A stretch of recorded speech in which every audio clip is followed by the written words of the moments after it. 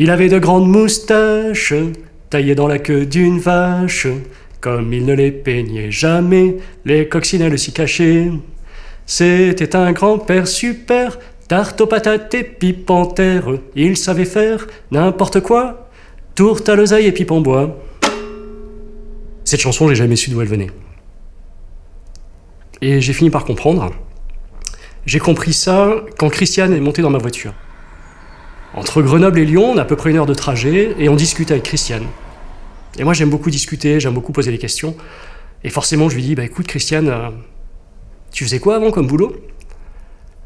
Donc Christiane, elle me raconte, bah, d'abord, c'était pas avant, c'est encore maintenant, parce que je fais encore mon boulot, et mon boulot, en fait, c'est de chanter pour les enfants. J'habite une maison citrouille. Et là, forcément, la maison citrouille, en fait, bah forcément, je la connais, parce que je pense qu'il y a peut-être la moitié des parents en France qui connaissent la maison citrouille, parce que leur gamin, ils la chantent, parce qu'ils l'apprennent à l'école maternelle, etc.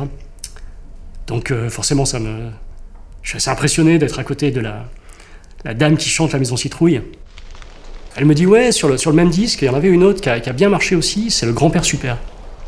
Et en fait, ça me fait vraiment bizarre, parce que le Grand-Père Super, mais je l'ai toujours connu.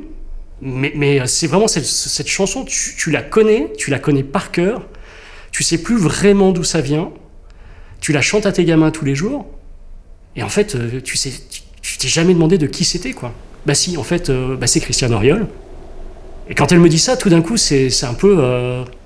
c'est pas vertigineux, mais ça me marque vraiment, en fait. Je viens de raccorder tout un petit bout musical de ma vie à cette petite dame qui est à côté de moi dans la voiture entre Grenoble et Lyon. Le covoiturage, c'est quelque chose de très particulier, parce qu'en fait, tu conduis des gens que tu n'as jamais vus, et pendant quelques kilomètres ou pendant quelques heures, tu as leur vie entre tes mains.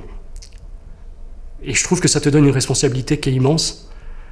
Et c'est quelque chose dont j'ai particulièrement conscience, parce que moi, je suis infirmier.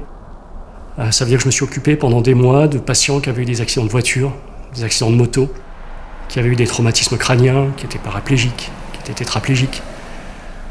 Et c'est des tonnes de souffrance, et c'est un truc que j'ai toujours dans la tête quand je conduis, en fait.